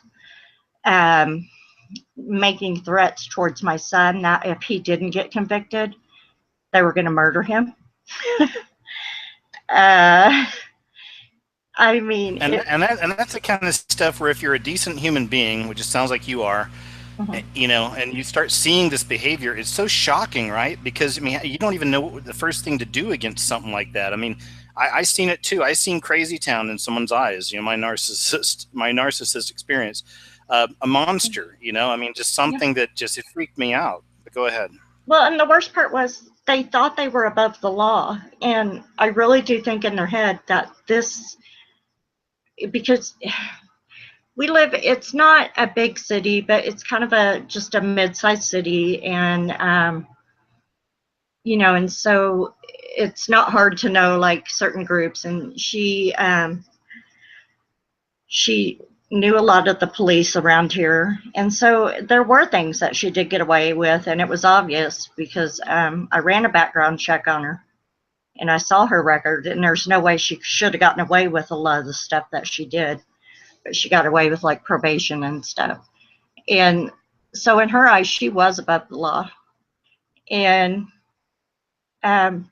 so, and that's how it felt too. I think that's how mentally she got to me a lot of the ways, because I felt like I couldn't turn her in for anything. Who did I have backing me? You know, the police had my son's phone, and when they released it to her, not me. You know, and this is after court and everything, when they were releasing his property. She asked, the detective was her friend, and she asked him for the phone, and he gave it to her. She has that phone to this day. You know, I've never gotten that phone. I've never got to see what was in it or anything, you know. And it's just, that was ongoing. I mean, just I think it was more of a mental attack, you know, and it's kind of like being in an abused relationship, and they're constantly just downing you and putting fear in you and making you think that you can't do this or you can't do that because there's nothing you can do. We're above the law, you know. I mean, it was just that mentality of it all. Plus going through depression and all the courts and, you know, waking up every day and just going on with life, you know, not really there, just going through the motions. Man, well, Ollie, do you have anything? Well, I mean, I've heard stories like this as well, and you have to understand what this woman's motivation is. You know, it's not about the grandchild. It's not about your son. It's not about revenge. It's about them projecting blame off of themselves for their daughter's behavior. That's what it's all about. So they will do and say whatever they need to do to not have to look in the mirror at themselves as to their own hand in the death of their daughter. That's what this all is. It's all it is. Yeah. I know that. Your son's alive. Your son's alive. Their daughter is not. Exactly. They don't want to have to deal with the consequences. They know they're responsible for their daughter's behavior. Stuff doesn't happen. And she just recently came to me and was like, you know, being really nice. And I know it's because she wants something from me at the moment, and that's how she works. And basically, she's trying to help me to, or trying to get me to help her in opening up a case against. Do you know what Go ahead. terrifies these people more than anything? What? Exposure. Yeah. All these threats is to scare you into silence. I know. They project, their tactics are a projection of what they don't want you to do. You're right. You're right. Do you understand? Because you sounds like you've already done the background checks on these people. Sounds like you can destroy them in the eyes of public opinion just by posting the truth. I could, and there was a lot of times I could have opened my mouth, you know, but I was dealing with so much, and I just felt this, like, talk about spiritual warfare. I mean, I was down to my lowest at that moment, and if you had to do it all over again, would you have kept your mouth shut? I know people aren't going to understand this, but yes, because, you know, during this whole time, all I could do was pray. That's the only thing I had was prayer every day. And did it help you in any way? Was the outcome any different? Yeah, my relationship with God strengthened. I think if I had retaliated, it would have been an ongoing thing. But by, you know, just turning the other cheek and walking away, I think over time it settled down. Well, what happened with your grandchild? I want to jump in real quick here. I like what you're saying, Kelly, because I see both sides of that too. I've done a lot of turning the other cheek in my life, but then there have been times where you get put up so far against a wall, and the force you're up against, they won't stop. That, you know, sometimes you got to put your foot down, and even that's been tough for me because I'm so easygoing about stuff. But, you know, I've found in my life that the times I put my foot down, it ends. You know, so sometimes it's okay to maybe even pray about these things and say, look, you know, Lord, I want to fight these people with the truth. You know, I'm not hurting anybody. I'm not, you know, I just want to put the truth out, you know, and see how you feel about it, and then do it, you know, because I tell you, I've done it and it works. And it sucks because you're a good lady, I can tell, and I'm a good guy, and, you know, but we try to turn the other cheek, and the world we're in, man, like I said, we're surrounded by these creatures, you know, I call them these psychopaths and narcissists. So sometimes we got to kick back a little bit, you know. Go ahead. She's using the wrong term, KJ. This is not retaliation. Retaliation is getting back at someone. Right. Yeah, I did. You're not getting back at her. You're setting the record straight. That's not retaliation. That's righteous. That's something you have every right to do. That's something even God wants you to do, to set the record straight. The last thing God wants you to do is, you turn the other cheek when it needs be, but there's a time to fight for yourself and your family as well. Yeah, well said. What was the disposition of your grandchild? Has that been decided yet? Oh my gosh, that is it's like a soap opera, serious. When I tell this part of it, everybody's just going to be like, what? So we went to the court, or the judge was about to make a decision, and we felt that he was going to rule in our favor. Up until that point, we had split custody. But the judge specified that he wanted a stable home for this child. The last day of court, where he was going to make his decision, the family walked in with another man who said, "This is my child. I am the father." They already had a blood test done behind our back without the courts, and it came back 98% positive. The judge made us all go down there and have another blood test done, and one done on my son, who was in jail at the time, and it did come back that my son was not the father. And so not only I lost my, what I considered my daughter-in-law because she lived with me, I lost my son and I lost my grandson, all in 3 months. Wow, I'm sorry to hear that. But it's okay, it made me stronger, and I don't want pity, I don't want this and that. Cool, I like that. Yeah, I have a relationship with the natural father of him, and I do still see him and give him gifts, you know, and hang out with him. You know, my son's doing good. Had he not been in jail, I think he would have killed himself because he was that depressed. So I'm thankful he was there, and he's bettering himself now. You know, he's doing good. His relationship with God is strengthening, you know, all the time. And so you have to look at the good in it. And so in a way, I'm thankful for everything that happened, but in a way, you know, I wish it could have happened a different way.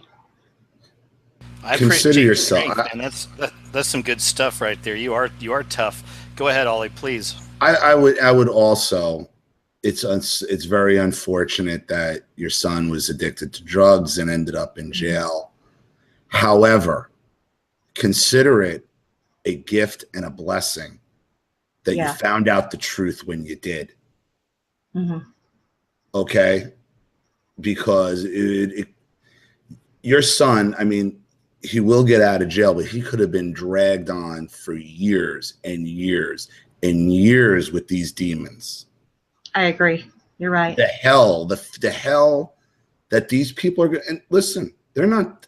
They may be done with you, and you got off very lucky. And here's the decision you're going to have to make. And you said turn the other cheek as far as Jesus, but what about the next people they victimize? And I know there have been others, and I know there will be others. And there will be others. Right. And I don't think God would be too cool with that. But they didn't get custody. I feel like God took care of things in some ways, and I think he's dealing with them, you know. I mean, that's what I pray for. I can't say for sure. That's what I pray for. You know, I put it in God's hands. But if there does come an opportunity where I need to expose some things, I'm not afraid to do that. I'm prepared to do that. I have everything. Well, that's good, because you can't be afraid to. It's up to you whether you want to do it or not. Right. Don't let them make that decision for you, because then they have all the power. Right. I agree. So, Kelly, did you have anything else you wanted to cover on this subject with us? No. You know, I would just say, you know, every day these people they want to tear us down. Narcissistic people, I don't know what they have in them that does this, but their goal is to tear people down limb by limb. And some of them are better at it than others. And I think we always just have to have our guard up, you know. That's a great observation. I appreciate that. And I appreciate you coming on tonight and you know, sharing your story. Again, it means so much. I was even watching the comment section for a little bit there, and a lot of people were saying they really appreciate your story and it's helping them. So I know that helps, you know, so thank you. And good luck in your situation. Ollie, do you have anything else for her? Yeah, honestly, thank you for sharing, and good luck. And just, you know, when you're, you know, focus on your son, focus on your family, and, you know, just be prepared for these people the next time, you know, because it's toxicity. You're right. And it is. The only thing you can do is to cut it out the second you realize it. You don't, and you know what? You're a spiritual person. You're a religious person. Pray for them. You know, I'm not much of the prayer type, but you know, and that's the best I think you can do. Cut them out and pray for the best, you know, and as somebody who's coming from the position you are, I mean, I think that's best for you. Thank you. Kelly, hey, thanks again for coming on tonight. Thanks, Ollie, for your input. And hey, we'll do it again sometime, okay? And I hope this helps, and stay strong out there. All right, Kelly. Thank you, guys. I think she left.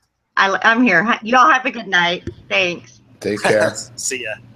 All right, man. So, hey, Ollie, we'll just end with you and I for a bit, if that's cool.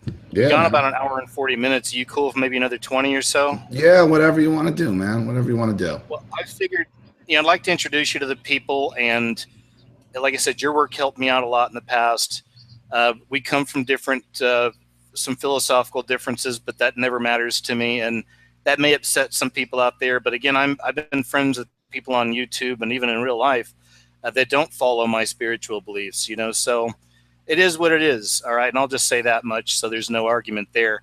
Ollie's work has been incredible because of his background, and he comes from a family. I mean, I still listen to a lot of your older videos to this day, and of course the new ones, because the stories are so, they're disturbingly entertaining. I know they shouldn't be entertaining, but they are. But then the reality that these people exist is actually quite frightening. But did you want to maybe just give people a bit of a background on how you know so much about this subject?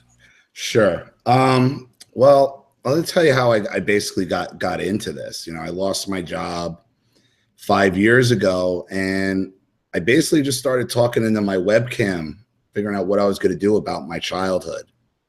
And people listened. And, you know, through some very basic research online, to make a long story short, I figured out, I read about narcissistic personality disorders, cluster B personality. And for once, for the first time, I had a way to explain my childhood and what had happened to me and growing up with my family, the physical abuse, the emotional abuse, the sexual abuse, the covert narcissism, the overt narcissism, the gaslighting that lasted well into adulthood. And I started talking into my webcam, and you saw those very, very early videos. KJ was very early to find me. And you made me a part of that documentary, The Psychology of Demons, which I think you uploaded 2 or 3 times. And each time you uploaded, that thing had a couple 100,000 views on it, right? Yeah, that's one of the famous, for me at least, videos that YouTube just does not want. It's on my website now, though, if people want to go see it. It's whoiskjosborne.com. It's called Narcissist, The Psychology of Demons.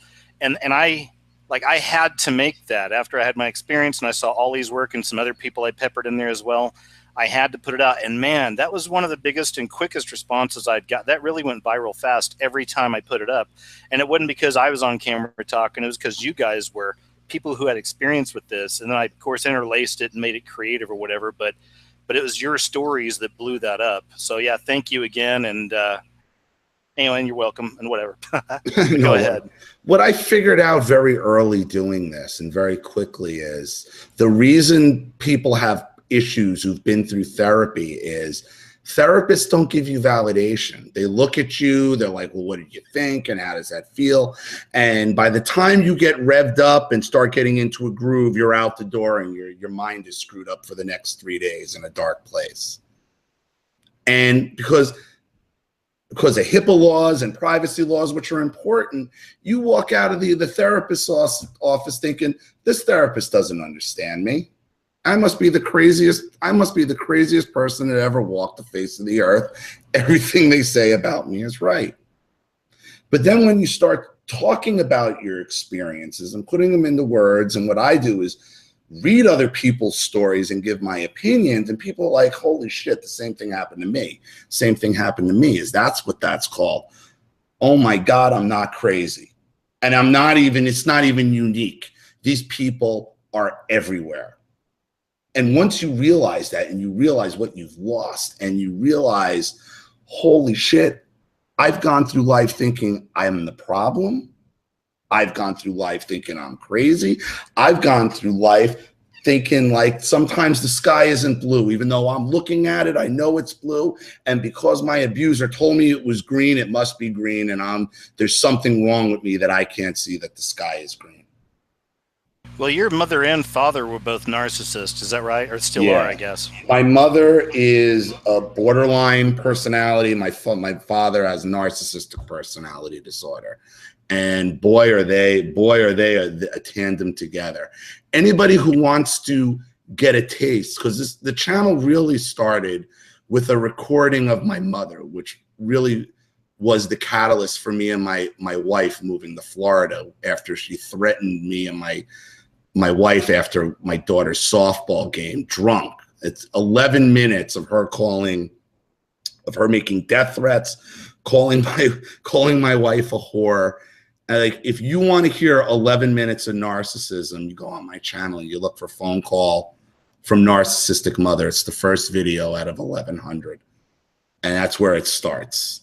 And You'll hear your own, a lot of you will hear your own abuser in my mother's voice and say, I can't tell you how many people have heard that video. It's like, Jesus Christ, it's like my own mother. It's my own father. It's my own grandmother. You know, that valid.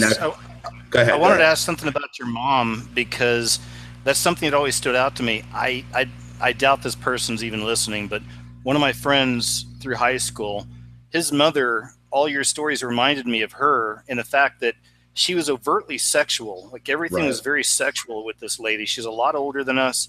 Would walk around with really revealing type things, and she had pictures of herself up wearing lingerie, and I mean it was always kind of creepy. So you want to talk a bit about some of that stuff? I mean, both my parents, but my mother, like my father had my pictures of my mother all over the house in lingerie, stuck on the refrigerator so your friends see it, picture frames all over the house. My mother was constantly walking around in her underwear with her friggin' tits out. Constantly overtly sexual, putting her hands on you, touching your legs, rubbing up on you, trying to bust in on you in the bathroom. Narcissists love to break into bathrooms. It's just something they love to do. And it's because they don't want to even give you control over your own body. They control every aspect about you. And, you know, and then we got my father with his, you know, plus they were basically swingers. They were having sex all over town on the Little League diamond. My father had pornography, had Playboys and penthouses in every room of the house, in every bathroom, in every room, on every couch, everywhere. So that's basically what I grew up in. Yeah. And that sounds like your friend's mom, right? It's weird, man. And she was also, well, she was an alcoholic, and like I said, she'd walk around early in the evenings, because we were kids, you know, stay at each other's house when you're little kids, you know, your best friends and stuff. And she'd walk around, you know, getting drunk early, wearing this lingerie and stuff. And then sometimes I saw her not only verbally abusing her son, but physically. Like I watched her push him backwards down some steps one time. I mean, until years later that I started getting into the subject more and looking at it, I was like, wow, I've known these people my whole life. You know, I just didn't know I just thought she was acting weird because she was drinking, but she was acting like that when she wasn't drinking too, you know, so. Oh yeah. I mean, the most violent fights I've ever gotten has been with my mother, and you can't knock that woman out. And I've knocked out 6-foot men at you know, in my past, you know, and that woman, you cannot put her down. She will keep coming at you. She is an absolute monster, you know, and very violent. If somebody were to ask you, how can you spot a narcissist? What are some tips you can give people? They may be with one and not realize it, you know, who knows, but can you cover that a little bit? If you think you're with one, you are. Basically, because look, if you're at the point where, like with April, where you're constantly having the same violent fights over and over and over again, saying, will this person ever change? They're never going to. They're never going to, because look, narcissism isn't in a bubble. You don't end up with a narcissistic spouse or a narcissistic boyfriend or girlfriend in a bubble. It usually originates from your childhood, from something in your past. As an adult, when you're dealing with another narcissist who you brought into your life, there's a reason why. Okay, they're now the symptom, they're not the cause. You still have to get back to the cause. Okay, if you're constantly asking yourself, am I the problem? Okay, if you're like, I don't remember that, I know it wasn't said like that, and you're constantly asking yourself, are you crazy? You're probably 99% of the time you're with a narcissist, and you've been gaslighted to the point where you don't believe reality in front of your face. And that's the whole point, because once you believe you're crazy, then you don't believe anybody will believe you.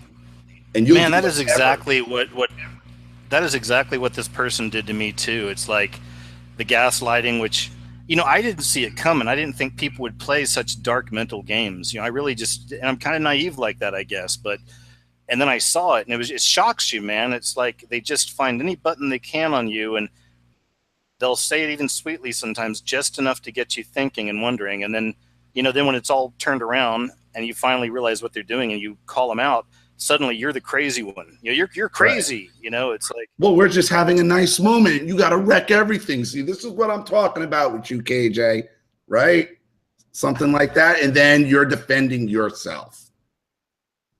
And it's all trained to get you not to even open your mouth, follow along, and give me what I want. Because that's all the narcissist wants, what they want. It's all self-serving. You got to remember, these people don't like themselves. They don't. They hate themselves. But if they were to ask, I'm sure they would. And you know the answer, of course. But what's the only way you can truly get away from a narcissist? Distance. You got to ghost. Distance. The more distance, the better. Okay? And even distance, they're never going to stop. They're never going to stop talking about you. They're never going to stop plotting against you. They're never going to stop trying to build little flying monkeys, okay, gossiping behind your back, it's not. And it's going to get to a point, even after, when you break contact, they will find a new victim because they need to get their narcissistic supply from someone. And usually who will approach you is usually the old golden child, the person that used to be your arch nemesis who they gave everything to. And the only purpose is to they come in looking for you to draw you back in to give the narcissist their original target back. Once you're out, you can never look back because they don't ever change. Not till they die. Thanks, Ollie, for your wisdom on that, man. Perfect answers there. And I guess I'll go ahead and start wrapping it up. It's almost been a couple hours, but I really just want to thank you first off for being a co-host, man, and really just kind of running the game. Well, I appreciate your wisdom in the subject so much. Go ahead. No worries. And I know we don't probably agree on everything, but I'm glad we can have a nice open dialogue and really talk about these issues because they are important. In my opinion, if you understand the tenets of narcissism and cluster B personality disorders, so many other things in society start making sense. Man, that's so true. It even helped in my research once I realized it and I started seeing the whole world in a whole new light, really. But that's true, man. Hey, I posted a link to your YouTube channel a few times in the chat over here on the side. But if you want to go ahead and tell the audience it's listening, because they may not be, they're going to listen later. How can we find your work? Yeah, you just go on the YouTube, either put in my name, Ollie Matthews, OLLIE MATHEWS, or my channel name, The Narcissistic Resistance. And they both just pop up my channel pretty quickly. So I'm on YouTube. If you want to contact me, I'm pretty easy to get a hold of. If you want your story on the channel, there's ways to do that as well. This is, and me and KJ have talked about this as well. This is what we do for a living. This is our profession. This is the way of new media. And it's something something I have a hard time coming to grips with, and it's something even KJ, I believe, as big as he is, has a hard time coming to grips with as well. And KJ, I'm telling you, you're somebody who built YouTube. I hope you realize how valuable you are to this platform. And shucks, man, thanks. I mean that. And from my wife was so pumped when we first started talking, because I'm telling you, she's been following you since you had like 500 subs. So she's known you for a very long time. And you're one of the people that's built this platform into what it is. And for YouTube, look, I haven't gotten paid for my ads for 6 months because of dishonest network hosts. You, with the amount of your subs, listen, we've all taken it on the chin now with these subs, and they're trying to force us out off the work guys like you, especially you, because I've only been around a very short period of time, but guys like you have been been content producers for years, they are trying to force out, and it's wrong.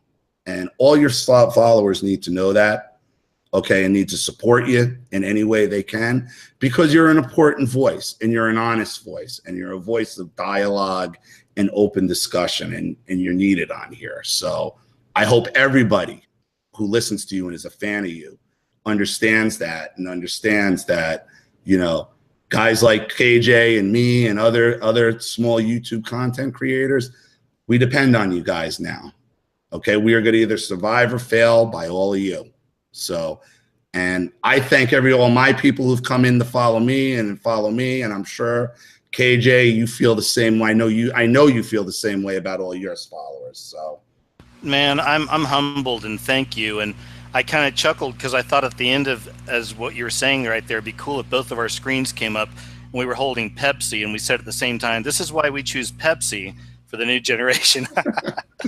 No, but man, everything you said, I believe too. Like you said, we talk about this stuff behind the scenes, and, you know, there's people out there that have been supporting me on Patreon, which helps, and that's always open for other people. I'd maybe leave a link below or something.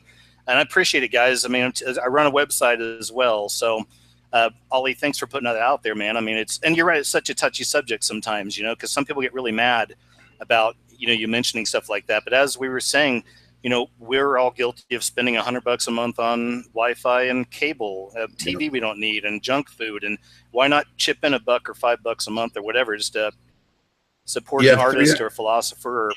KJ, you have 305 subscribers. If everybody gave you a buck a year, I mean, I think you'd be living okay, right? Yeah, I'd be giving a lot of it back too. I mean, exactly. But think about that. And you give a lot of joy to people and a lot of entertainment, and you've educated a lot of people. I don't know. So, and that's important.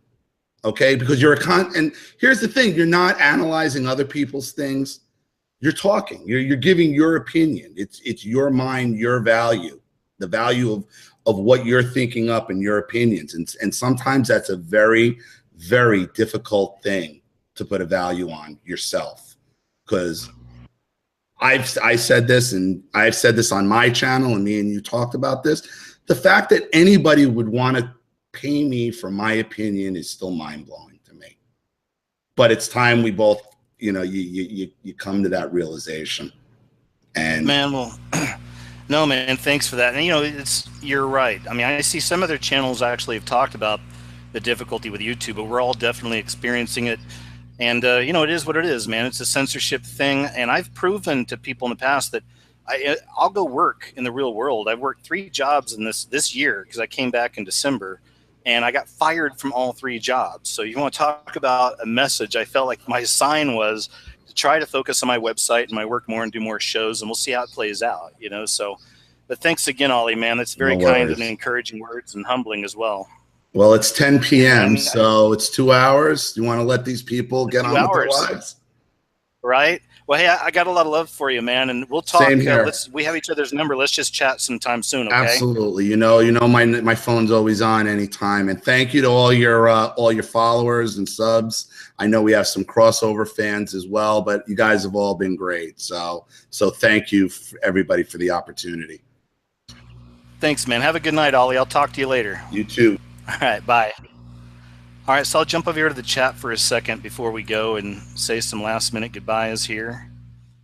And hey, guys, we got a great crowd. We had a great crowd tonight, and you know, really appreciate you. Like I said, you guys taking some time out to come and check out the shows live. It's great. Even those of you that listen to them afterwards, you know, I really appreciate all that, and share them with your friends. You know, hopefully they help you. If you've learned a thing or two, entertained.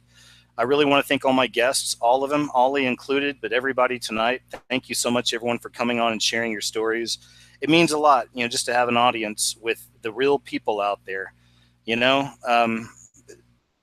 these are some of the best stories I've ever heard from the real people out there. So thank you, guys. Anyway, I'll let you go. Take care, guys. We'll do some more shows here real soon. I got some planned and more videos on the way. Check out my website, whoiskjosborne with a Z.com. for more videos that I can't put on YouTube. And if you'd like to, you know, if you like the work I do, and if you'd like to support the work I do, Please consider the Patreon or the donate button on the website. Like I never used to have to do that, guys. You know this. Those who've been with me for a long time. But as Ollie and I were saying, it's kind of one of those things, you know, it's kind of the time we're at. And you got to give it a shot, you know, and see. And if not, I'll go back into the world and get another job. You know, I'm not even going to put that out there, though. I don't want that to be my truth. I want to have time to do these kinds of things and just spend time with you guys and do videos. I'm going to stop rambling. It's what I do. Take care, guys. I'll talk to you later.